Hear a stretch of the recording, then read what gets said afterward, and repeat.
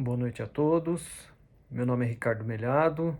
Nós estamos aqui mais uma vez para fazer o Evangelho no Lar, pela CEP, e eu agradeço a presença de todos aí que estão online assistindo a este Evangelho mais uma vez. Uma boas-vindas aí para vocês todos. Obrigado pela presença.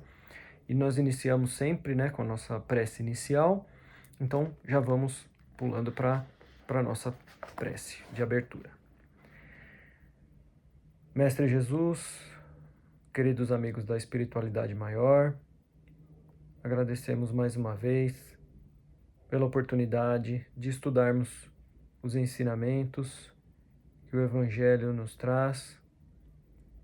Nós pedimos neste momento, Senhor, que a sua luz envolva nossa mente, para que possamos compreender essas lições, guardá-las em nossos corações e sempre usá-las no nosso dia a dia como referência da nossa conduta, da forma como nos portar segundo os seus ensinamentos. Nosso Mestre Jesus, pedimos que esteja junto a nós, através dos trabalhadores do Evangelho, que sempre nos acompanham, mesmo remoto, para que possamos compreender, guardar e nos lembrar dessas lições. Que assim seja. Graças a Deus. Então vamos fazer a leitura do Evangelho segundo o Espiritismo. É o capítulo 21 que nós vamos falar agora. Haverá falsos cristos e falsos profetas. Instruções dos Espíritos, os falsos profetas. Luiz Bordeaux, 1861. E aí ele inicia dizendo o seguinte: se alguém disser, o Cristo está aqui, não o procurem, mas, ao contrário, fiquem atentos, pois os falsos profetas serão numerosos. Não veem as folhas da figueira que começam a embranquecer, os brotos numerosos esperando a época da floração? E o Cristo não disse a vocês: reconhece-se uma árvore por seus frutos. Se os frutos são amargos, já sabem que a árvore é má. Mas se os frutos são doces e saudáveis, vocês dirão: nada de tão puro pode sair de uma árvore má.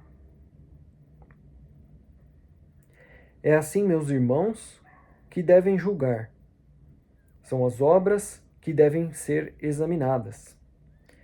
Se os que se dizem revestidos do poder divino revelam todos os sinais de uma missão de natureza elevada, ou seja, se possuem em alto grau as virtudes cristãs eternas, tais como a caridade, o amor, a misericórdia, a bondade que reconcilia todos os corações, e se além de palavras juntam também os atos, então podem dizer: esses são realmente enviados de Deus. Desconfiem das palavras açucaradas, desconfiem dos escribas e dos fariseus que pregam nas praças públicas vestindo longas túnicas. Desconfiem daqueles que dizem ter a posse única e exclusiva da verdade. Não, o Cristo não está entre eles. Aqueles que são enviados por ele para propagar a sua doutrina salvadora e regenerar seu povo serão, a exemplo do Mestre, brandos e humildes de coração acima de tudo. A humanidade atual está correndo para a perdição e se desviando por caminhos tortuosos. Aqueles que forem enviados para salvá-la, com seus exemplos e conselhos, terão que ser, acima de tudo, modestos e humildes. Fujam daquele que revelar o menor sinal de orgulho, como fogem de uma praga contagiosa que a tudo contamina. Lembrem-se de que cada criatura traz na fronte, mas principalmente em seus atos, a marca de sua grandeza ou decadência. Vão, meus filhos bem-amados, sigam sem vacilações, sem segundas intenções, o caminho abençoado que escolheram. Vão, avancem sem temor, afastem corajosamente tudo que poderia dificultar a marcha, em busca do desenvolvimento eterno. Viajantes, deixem seus corações serem levados pela doutrina espírita, que vem revelar as leis eternas e satisfazer todas as aspirações da alma com relação ao desconhecido. Ao praticá-la, estarão se esclarecendo. Assim permanecerão pouco tempo nas trevas e nas dores da provação. Agora já podem dar um sentido a essas esperanças fugazes que aparecem em seus sonhos e que, por serem de pouca duração, apenas deliciam o espírito, sem nada dizerem ao coração. Meus amigos, com a chegada do Espiritismo, a morte desapareceu, para dar lugar ao reencontro das almas na morada celeste. Vocês que cumpriram a tarefa que foi dada pelo Criador, não precisam mais temer por sua justiça, pois Ele é Pai e perdoa sempre seus filhos desgarrados que clamam por misericórdia. Continuem avançando sem cessar, e que a bandeira dos homens seja a do progresso contínuo em todas as coisas, até chegarem ao final feliz da jornada, onde estarão esperando por vocês todos aqueles que os antecederam. Então essa lição ela fala, né, sobre falsos profetas, né? Esse é o nome do próprio capítulo. Haverá falsos cristos e falsos profetas, e ela demonstra, né, como que nós podemos sondar se estamos diante de falsos profetas, né, como ele diz aqui. E eu acho que é uma lição que se aprofunda, né, em como a gente conhece verdadeiramente as pessoas, né, como que nós podemos fazer para entender qual o intuito, né, de cada pessoa, se elas estão bem intencionadas, né, o que elas têm por trás das palavras, porque muitas vezes as palavras podem ser doces, podem ser valorosas, podem ser moralmente louváveis, porém não é aí que a gente conhece o que realmente é de intenção mesmo da pessoa, né? Os atos, eles falam muito mais profundamente do que essas meras palavras, né, soltas, né? Então o próprio texto diz, fiquem atentos, porque haverão dessas pessoas que usam a falsa virtude, né, como uma forma de enganar os outros, né? Então ele diz assim, vocês devem julgar as obras, examinar essas obras, ver se elas estão realmente baseadas, né, no verdadeira humildade, como ele trata mais para frente, se a pessoa é modesta, se ela é humilde, o que ela tem no hall das ações dela, né, tendo feito. Ele fala, desconfiem de palavras que são açucaradas, né, desses que se vestem bem, se portam bem, falam muito maravilhosamente bem, mas não tem a ação embasada nisso, né? Ele diz, o Cristo não está entre esses. Aqueles que são seus enviados são brandos e humildes de coração acima de tudo. Então a primeira coisa que a gente tem que buscar é ver se a pessoa é uma pessoa branda, se ela é calma, se ela é tranquila, se ela é uma pessoa humilde, se ela é modesta, e aí sim a gente vai estar vendo um verdadeiro representante de Jesus, né? Aquele que revelar o menor sinal de orgulho, nós devemos fugir como quem foge de uma praga contagiosa, que tudo contamina. Então essa é a forma como ele demonstra, né, de uma maneira forte, com um palavreio forte, né, sobre como a gente deve agir. Não quer dizer que a gente deva menosprezar, né, a pessoa, sair de perto, né, eliminar completamente o convívio. O que ele está querendo dizer com isso é que a gente não deve aceitar aquilo que é proposto se a pessoa não demonstrar que ela é realmente de Jesus, né? E ele fala, sigam sem vacilações, sem segundas intenções, o caminho abençoado que escolheram. E ele diz que a gente deve avançar sem ter temor, né? Sem se afastar daquilo que a gente tem como valor verdadeiramente cristão, né? Que a gente abraça, né? Não deixando de agir de maneira caridosa, amorosa com os nossos companheiros, né? De luta, de jornada, mas fazendo esse escrutínio, essa avaliação de se a pessoa realmente, o que a motiva, né? E um exemplo, nada puro pode sair de uma árvore impura.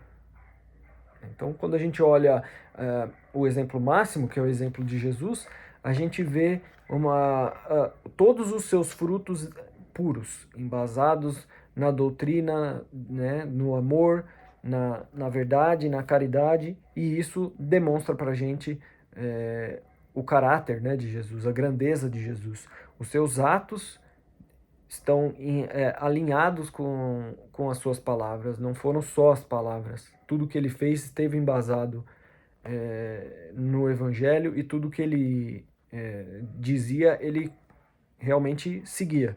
Pedia para as pessoas serem humildes, era humilde, né? Então essa ideia é para que a gente alcance isso que ele diz aqui, né?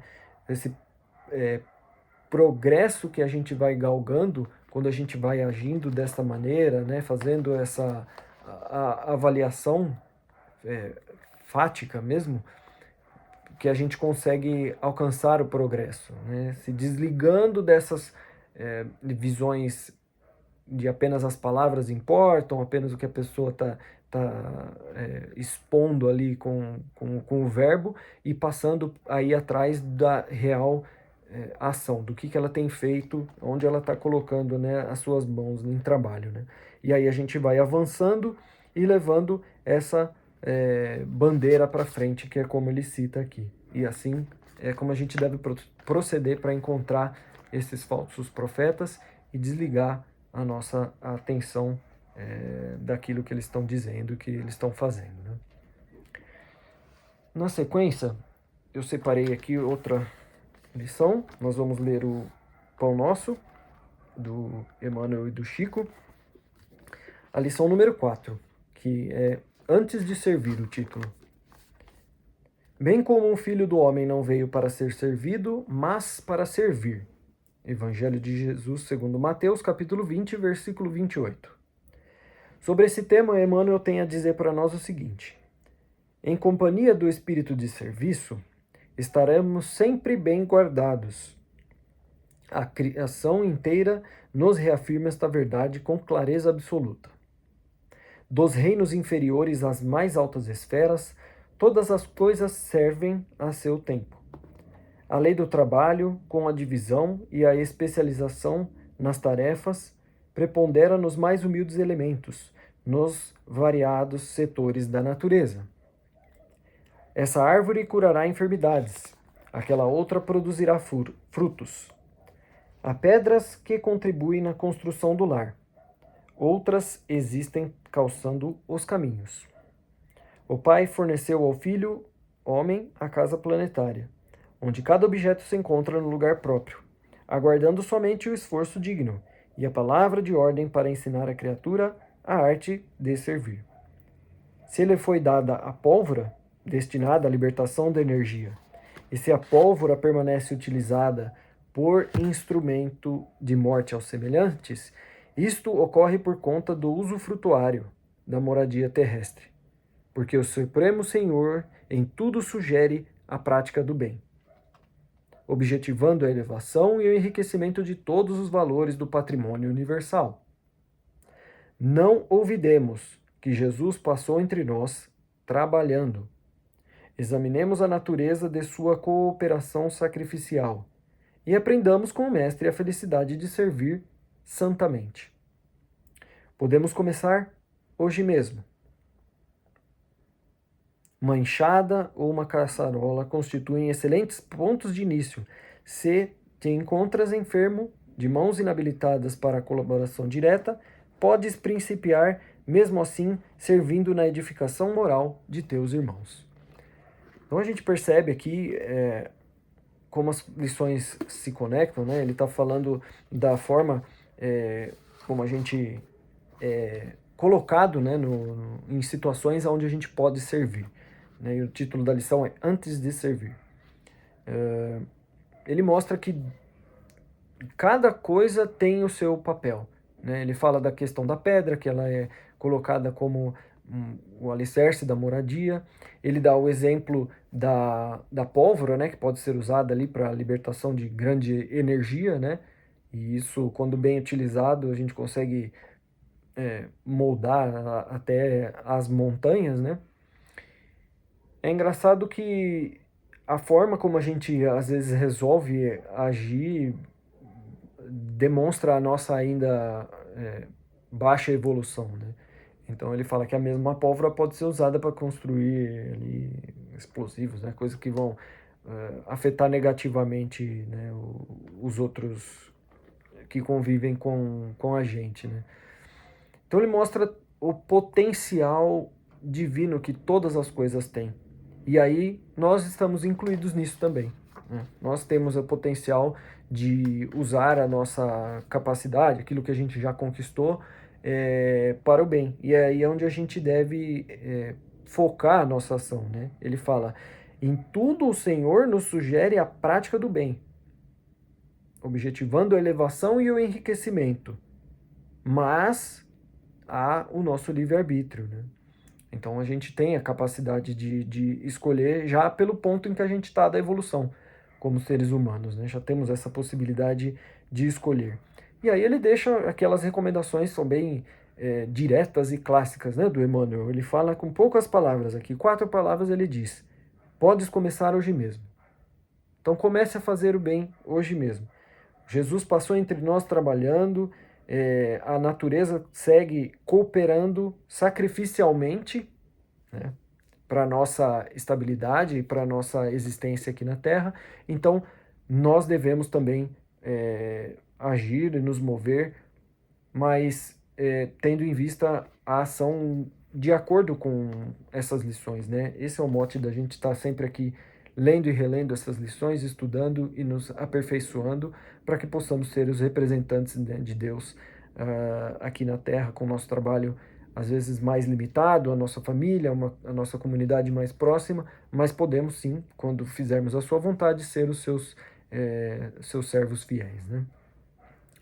Muito bem, então essas foram as nossas 2 leituras, e agora neste momento nós seguimos para as vibrações. Então vamos mais uma vez fechando os nossos olhos, elevando nosso pensamento e doando os nossos melhores sentimentos, vibrando por todo o nosso planeta, pelo equilíbrio, pela harmonia e pela paz da nossa casa terrena, por todos os países, seus dirigentes e seus povos, vibrando por toda a juventude e pelo seu desenvolvimento espiritual, vibrando por todos os necessitados de amparo e auxílio físicos, espirituais, mentais, para que eles recebam essa singela vibração de nossas almas e possam ser amparados pela equipe espiritual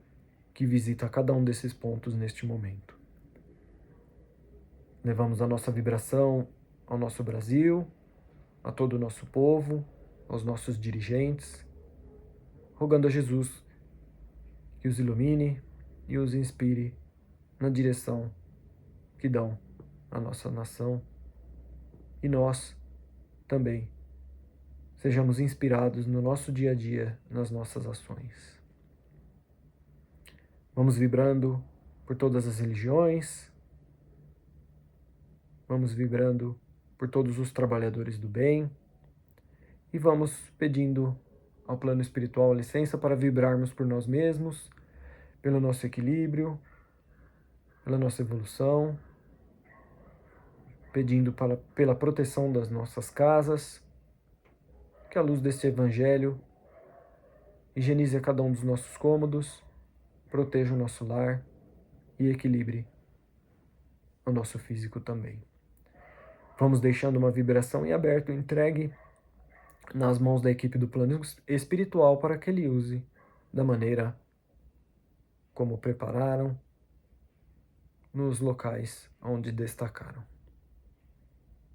E assim, vamos agradecendo ao nosso Mestre Jesus, fazendo a nossa prece final, agradecendo aos trabalhadores do Evangelho, agradecendo ao nosso Pai Maior e pedindo para que possamos nos reunir mais uma vez na próxima semana no Evangelho no Lar para aprender e nos renovar.